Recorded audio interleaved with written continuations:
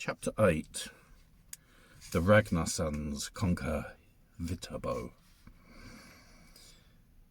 Now they sailed for Hvitabo, and when they made landfall there, they prepared themselves for the assault.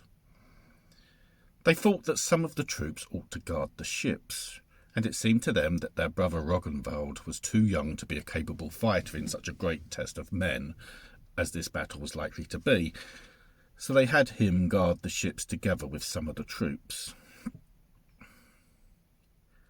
Before they departed their ships, Ivar told the troops that the town's inhabitants had 2 young steers, and that men had run away from them on account of being unable to endure their terrible noises and magic.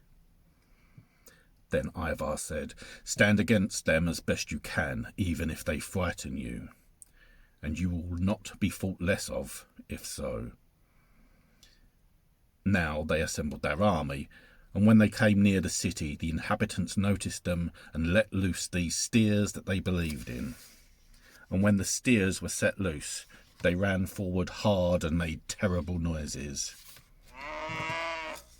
Ivar saw this from where he was being carried on a shield, and he asked for his bow, and it was given to him.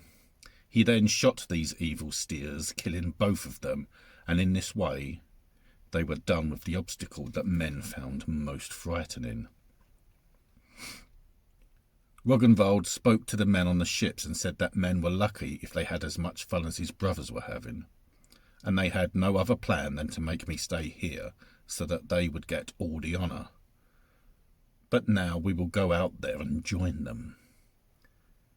They did so, and when they came to where the troops were fighting, Ragnvald pushed hard into the battle, and it came about that he was killed.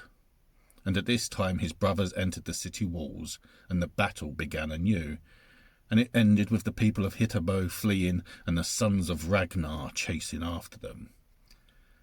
And when they returned to the city, Bjorn spoke this poem. "We raised a great war cry, and I tell you the truth. Our swords bit harder than theirs in Nipperfjord.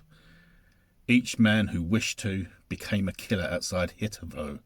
The boys weren't stingy with sword blows." And when they returned to the city, they took all the money and movable property, and they burned every house and broke down all the walls. And then they sailed away.